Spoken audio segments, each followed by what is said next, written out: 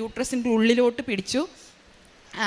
അപ്പം എനിക്ക് മീറ്റ് ചെയ്യാൻ പറ്റിയവരോട് എല്ലാവരോടും എനിക്ക് പറയാൻ പറ്റി, കാനഡയിലുള്ള ആൾക്കാരോടൊക്കെ എനിക്ക് മാതാവിൻ്റെ കൃപാസന മാതാവിൻ്റെ പ്രത്യക്ഷീകരണത്തിൻ്റെ കാര്യങ്ങളൊക്കെ അന്ന് എനിക്ക് ഷെയർ ചെയ്യാൻ പറ്റിയായിരുന്നു. ഫർദർ പ്രഗ്നൻസി കണ്ടിന്യൂ ചെയ്യും.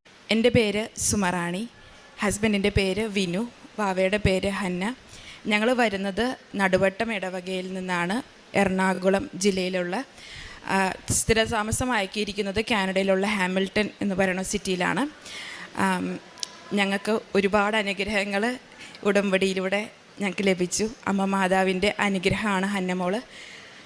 ഞങ്ങൾ കാനഡയിൽ നിന്ന് 2022 ഇവിടെ ട്രീറ്റ്മെൻറ്റിനായിട്ട് വന്നു. കാരണം മക്കളില്ലാതെ 7 കൊല്ലം കഴിഞ്ഞായിരുന്നു. കാനഡയിൽ പല ട്രീറ്റ്മെൻറ്റ് മൊഡാലിറ്റീസൊക്കെ നമ്മൾ ട്രൈ ചെയ്ത് നോക്കിയായിരുന്നു. പക്ഷേ ഒത്തിരി മിസ്കാരേജുകളും മക്കളില്ലാത്ത അവസ്ഥ തന്നെയായിരുന്നു കാനഡയിൽ തന്നെ. അപ്പം ഞങ്ങൾ ഇന്ത്യയിലോട്ട് വന്നപ്പം ഞങ്ങൾ ഇവിടെ ഒരു നല്ലൊരു ആശുപത്രിയിൽ ഡോക്ടറെ കാണുകയും പ്രത്യേക കുഴപ്പങ്ങളൊന്നുമില്ല, മക്കൾ പെട്ടെന്ന് തന്നെ ഉണ്ടാവും എന്നൊക്കെ ഡോക്ടർമാർ പറയുകയും ചെയ്തു. പക്ഷേ മക്കളുണ്ടായില്ല. ഞങ്ങൾ എന്നിട്ട് ജൂണിൽ 8, 2022 ഇവിടെ വന്ന് ഉടമ്പടി എടുത്തത്. ഉടമ്പടി എടുത്തതിന് ശേഷം എനിക്ക് ഉടമ്പടി ജീവിതം നയിക്കാൻ സാധിച്ചു. പ്രാർത്ഥനയിലും വിശുദ്ധ കുർബാനയിലുള്ള ഭക്തി വർദ്ധിക്കുകയും ഞങ്ങൾക്ക് വളരെ പോസിറ്റീവായിട്ട് ജീവിതത്തെ കാണാനും സാധിക്കുകയും ചെയ്തു. അതിനുശേഷം ഞങ്ങൾ ഇവിടെ ട്രീറ്റ്മെൻറ്റ് കണ്ടിന്യൂ ചെയ്തു. IVFൻ്റെ ഒരു കോംപ്ലിക്കേഷനായ ഓവേറിയൻ ടോർഷൻ എന്നൊരു കോംപ്ലിക്കേഷൻ എനിക്കുണ്ടായി. Ovarian hyperstimulation and ovarian torsion. അസാധ്യ വേദനയായിരുന്നു. അപ്പോൾ ഞാൻ ICUവിലായിരുന്നു. അതിൻ്റെ കോംപ്ലിക്കേഷനായിട്ട് സെപ്സിസ് ഉണ്ടായി.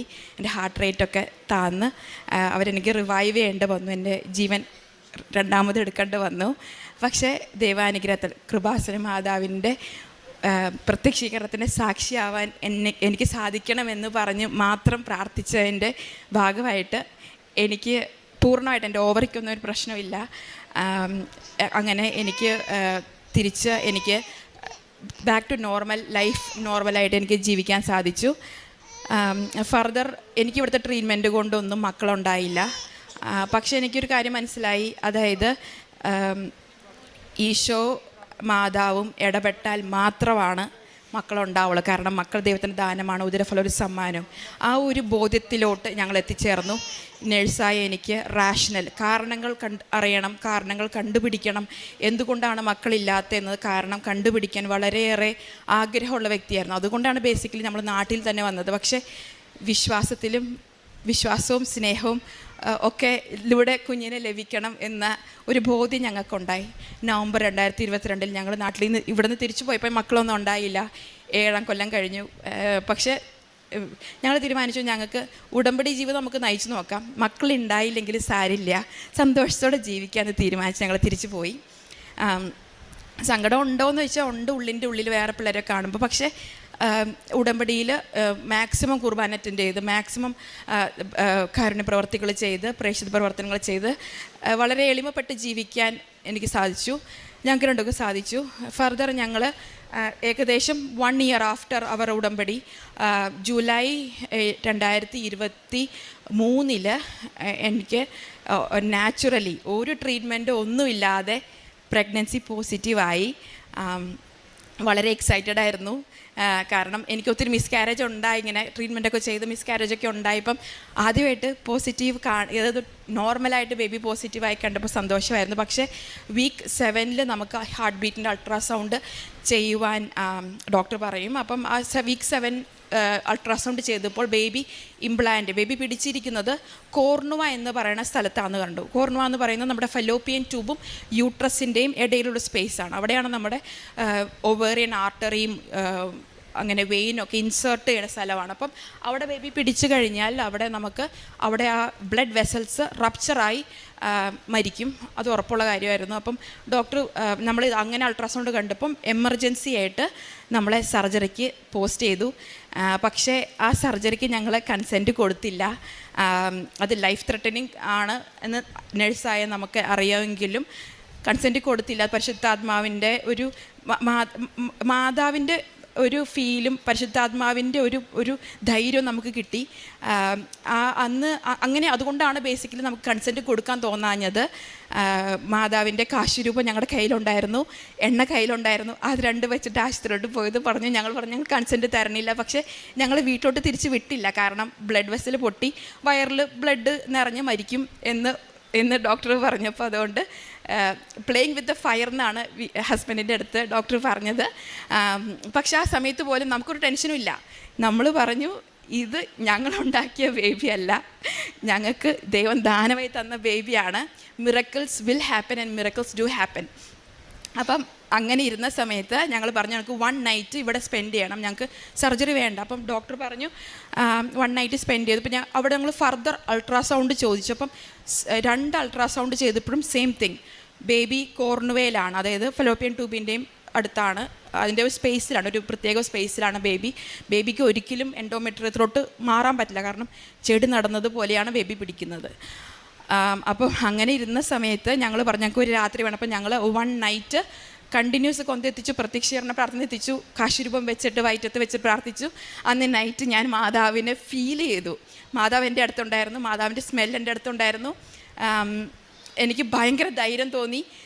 വിനു ഹസ്ബൻഡിനും സെയിം തിങ്. ഞങ്ങൾ ആരാധനകൾ കൂടി അച്ഛൻ്റെ ഉടമ്പടി ധ്യാനങ്ങൾ കണ്ടിന്യൂസ് ആയിട്ട് കേട്ടുകൊണ്ടിരുന്നു. ആരാധന കൂടി പ്രാർത്ഥിച്ചു.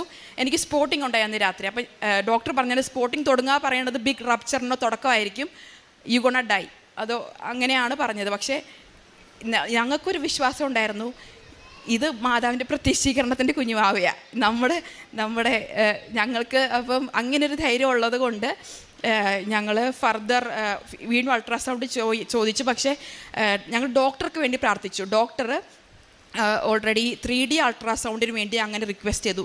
ഇത് ചെറിയൊരു കാര്യമാണ്, ട്യൂബൽ പ്രഗ്നൻസി എന്നുള്ളത് ഒരു ബിഗ് ഡീലല്ല. പക്ഷേ ആ ഡോക്ടർക്ക്, കനേഡയിലെ ഡോക്ടർക്ക്, ഓസ്ട്രേലിയയിലുള്ള ഡോക്ടർക്ക് ഓൺലൈൻ റെഫറൽ ചെയ്യുകയും അങ്ങനെ 3D അൾട്രാസൗണ്ട് വീഡിയോ ഒക്കെ എടുത്ത് അവർ റെഫറൽ ചോദിക്കുകയൊക്കെ ചെയ്തു. ഇത് ചെറിയൊരു കാര്യത്തിന് വേണ്ടി എൻ്റെ കേസ് ഇത്ര മാത്രം ഇമ്പോർട്ടൻസ് എടുത്ത് പരിഗണിക്കാൻ ഞാൻ ആരുമല്ല. നമുക്ക് മെറിറ്റില്ല, ബട്ട് ബൈ ഗ്രേസ് ആണ്.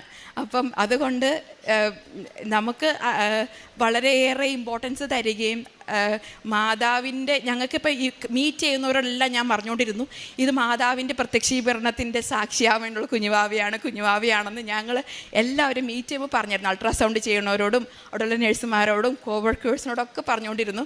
അപ്പം ഞാൻ ഓപ്പറേഷൻ ചെയ്തില്ലെങ്കിൽ മരിക്കും. അപ്പം അവരന്ന് വൈകുന്നേരം ഓപ്പറേഷന് ടൈം ലൈൻ തന്നു, കാരണം അടിയന്തരം പെട്ടെന്ന് കയറ്റാൻ പറ്റാത്തതുകൊണ്ട്.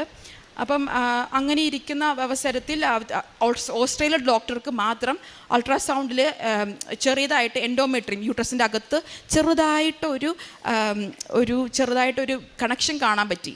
പക്ഷേ കാനഡയിലുള്ള ഡോക്ടർമാർക്കൊന്നും കാണാൻ പറ്റിയില്ല. അപ്പം ഓൺ ഹിസ് പ്രോമിസ് നമ്മൾ വീട്ടിലോട്ട് വിട്ടു, 1 വീക്ക് വെയിറ്റ് ആൻഡ് വാച്ച് ആയിട്ട്. അങ്ങനെ വീട്ടിൽ വന്നു. 1 വീക്ക് കഴിഞ്ഞപ്പോൾ വീണ്ടും അൾട്രാസൗണ്ട് ചെയ്തു. ബേബി കംപ്ലീറ്റ് ആയിട്ട് എൻ്റെ യൂട്രസിൻ്റെ ഉള്ളിലോട്ട് പിടിച്ചു. അപ്പം എനിക്ക് മീറ്റ് ചെയ്യാൻ പറ്റിയവരോടെല്ലാവരോടും എനിക്ക് പറയാൻ പറ്റി, കാനഡയിലുള്ള ആൾക്കാരോടൊക്കെ എനിക്ക് മാതാവിൻ്റെ മാതാവിൻ്റെ പ്രത്യക്ഷീകരണത്തിൻ്റെ കാര്യങ്ങളൊക്കെ എനിക്ക് ഷെയർ ചെയ്യാൻ പറ്റിയായിരുന്നു. ഫർദർ പ്രഗ്നൻസി കണ്ടിന്യൂ ചെയ്തു. അത് കഴിഞ്ഞ ശേഷം ഫസ്റ്റ് ട്രൈമസ്റ്റർ സ്ക്രീനിങ് ഉണ്ട്. നമുക്ക് ആദ്യത്തെ 3 മാസം കഴിയുമ്പോൾ സ്ക്രീനിങ് ഉണ്ട്. അത് ഇങ്ങനെ അബ്നോർമാലിറ്റികൾക്ക്, ജനിതക വൈകല്യങ്ങൾക്കൊക്കെ ഉള്ളത്. അത് ആ ടെസ്റ്റ് ചെയ്തപ്പോൾ അത് പോസിറ്റീവ് ഫോർ ട്രൈസോമി 18 കണ്ടു.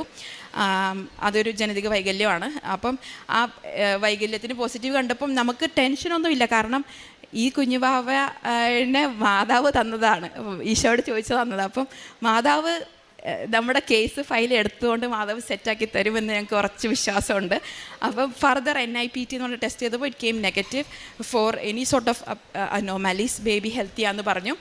അതിനുശേഷം എനിക്ക് വേറെ ഒരു കോംപ്ലിക്കേഷൻ ഉണ്ടായിരുന്നു, സബ് കോറിയോണിക് ഹെമറേജ്. അത് ബ്ലീഡിംഗ് ആണ്. നമുക്ക് കണ്ടിന്യൂസ് ആയിട്ട് എനിക്ക് ബ്ലീഡിംഗ് ആയിരുന്നു. 10 സെൻറ്റിമീറ്റർ ക്ലോട്ട് ഉണ്ടായിരുന്നു. ആ സമയത്ത് ബ്ലീഡിംഗ് ഒക്കെ വരുമ്പോൾ തന്നെ ആയാലും ഒരു വല്ലാത്ത ഒരു ധൈര്യം ഉണ്ടായിരുന്നു മനസ്സിൻ്റെ ഉള്ളിൽ. ബ്ലീഡിംഗ് ഒന്ന് വന്നാലും കുഞ്ഞുവാവ എങ്ങും പോണില്ല, കാരണം ഇത് മാതാവിൻ്റെ കുഞ്ഞുവാവയാണ് എന്നൊരു ധൈര്യം നമുക്ക് ഉണ്ടായിരുന്നു. ആ സമയത്തൊക്കെ നമ്മൾ ഉടമ്പടി തൈലവും അതോടൊപ്പം തന്നെ കാശുരൂപവും ത്രൂ ഔട്ട് പ്രഗ്നൻസി എൻ്റെ വയറ്റത്ത് തന്നെയായിരുന്നു കാശുരൂപം. കാരണം നമുക്ക് ചലഞ്ചിങ് സിറ്റുവേഷൻസ് വന്നപ്പോൾ ഭയങ്കരമായിട്ട് ധൈര്യം കിട്ടി ആ ഒരു ഉടമ്പടി തൈലവും കാശുരൂപവും. ഫർദർ അത് കോംപ്ലിക്കേഷൻസ് ഇപ്പോൾ ബെഡ് റെസ്റ്റ് പറഞ്ഞായിരുന്നു എനിക്ക്. ബെഡ് റെസ്റ്റ് ചെയ്തുകൊണ്ട് പോയി വന്നു. പക്ഷേ ലേറ്റർ നമ്മുടെ ഫൈനൽ ട്രൈമസ്റ്ററിൽ ബേബിയുടെ ഗ്രോത്തിന് ചെറിയൊരു പ്രശ്നം അവർ പറഞ്ഞു. ഗ്രോത്ത് അപ് ടു ദ പാറല്ല, പെർസെൻറ്റൈൽ പ്രശ്നങ്ങൾ പറഞ്ഞു. പ്രിറ്റി നോർമലാണ്. പക്ഷേ ഇവളുടെ പെട്ടെന്ന് പെർസെൻറ്റൈൽ ഡ്രോപ്പ് വന്നപ്പോൾ എനിക്കെന്തോ ഉള്ളിൽ തോന്നി, ഞാനിങ്ങനെ ബെഡ് റെസ്റ്റ് ചെയ്തിട്ട് കിടന്നിട്ട് കാര്യമില്ല, നമ്മൾ വിശുദ്ധ കുർബാന സ്വീകരിച്ചാൽ മാറാവുന്നതായിട്ടുള്ള അസുഖങ്ങളും വാവയുടെ ഗ്രോത്തൊക്കെ ഉള്ളൂ എന്നൊരു ഒരു ഒരു ഒരു ഉൾവിളി തോന്നി. അതോടൊപ്പം തന്നെ വിശുദ്ധ കുർബാനയിൽ സ്വീകരിച്ചു കഴിഞ്ഞാൽ എനിക്ക് ഹീലിംഗ് ഉണ്ടാകും എന്നൊരു ബോധ്യം ഉണ്ടാവുകയും ചെയ്തു. അങ്ങനെ വിശുദ്ധ കുർബാന കണ്ടിന്യൂസ് ആയിട്ട് ഞാൻ സ്വീകരിക്കുകയും പ്രാർത്ഥിക്കുകയും ചെയ്തു. ഫർദർ അത് ആ കോംപ്ലിക്കേഷനും വളരെ മനോഹരമായി മാറി. എനിക്ക് സിസേറിയൻ സെക്ഷനിലൂടെ ബേബീനെ പുറത്തെടുക്കാൻ പറ്റുള്ളൂ. കാരണം ബേബി ബ്രീച്ചായിരുന്നു. ആ ബേബി ഓട്ടോമാറ്റിക് കർത്താവ് തന്നെ പ്രസവിക്കേണ്ട സമയത്ത് തിരിച്ചു തരികയും മാതാവ് ശരിക്കും ഡോക്ടറെ പോലെ വന്ന് വളരെ സ്മൂത്ത് ഡെലിവറിയും സ്മൂത്തായിട്ട് എല്ലാ കാര്യങ്ങളും നടന്നു. ഫർദർ ബ്രസ്റ്റ് ഫീഡിങ് ആയിക്കോട്ടെ എന്തായിക്കോട്ടെ ഒരു അമ്മയുടെ വാത്സല്യത്തോടു കൂടി കൃപാസന മാതാവിൻ്റെ ഫീൽ എനിക്ക് തന്നു. അതോടൊപ്പം തന്നെ ത്രൂ ഔട്ട് ദ ജീവിതത്തിൽ ഞങ്ങൾക്ക് മനസ്സിലായി ദൈവത്തിന് അസാധ്യമായിട്ട് ഒന്നുമില്ല. ആ വിശ്വാസത്തിലുള്ള ഞങ്ങളുടെ വളർച്ച വളരെ 100% ആക്കി. 100 പറയാൻ പറ്റില്ല, കാരണം സ്റ്റിൽ വി ആർ ഹ്യൂമൻസ്. ഒരു 98% വിശ്വാസം, അതായത് കംപ്ലീറ്റ് വിശ്വാസം ദൈവത്തിൽ ഞങ്ങൾക്ക് അർപ്പിക്കാൻ സാധിച്ചു. ഇനിയും ചലഞ്ചിങ് സിറ്റുവേഷൻസ് വരുമെന്ന് ഞങ്ങൾക്കറിയാം. അപ്പോൾ അതുകൊണ്ട് അമ്മ മാതാവിനും തിരുക്കുമാറിനും ഒരുപാട് നന്ദിയുണ്ട്. ബേബി പ്രിറ്റി ഹെൽത്തിയാണ് സോ ഫാർ ജേർണിയിൽ ഞങ്ങൾക്ക് കുടുംബത്തിന്. അതോടൊപ്പം തന്നെ ഒരു വളരെ ഇൻട്രസ്റ്റിംഗ് ആയിട്ടുള്ള കാര്യമുണ്ട്. എനിക്ക് എന്ത് ക്രേവിങ് പ്രഗ്നൻസി ടൈമിൽ ഹസ്ബൻഡ് ഞാനും മാത്രമാണ് കാനഡയിൽ. അപ്പം എന്ത് ക്രേവ് ചെയ്യും, ഫോർ എക്സാമ്പിൾ ഒരു ഷ്രിംപ് കറി, ഇവിടെ ചെമ്മീൻ കറി ആഗ്രഹിച്ച ആരെങ്കിലും എനിക്ക് ഷ്രിംപ് കറി കൊണ്ടുവന്ന് തരാറുണ്ടായിരുന്നു. അപ്പം അതുപോലെ എന്ത് കുഞ്ഞാഗ്രഹം ഉണ്ടെങ്കിലും എൻ്റെ ഈ ഉടമ്പടി കാലയളവിൽ എനിക്ക് ഒത്തിരി അനുഗ്രഹം തന്ന അമ്മ മാതാവിനും തിരുക്കുമാരനും 1000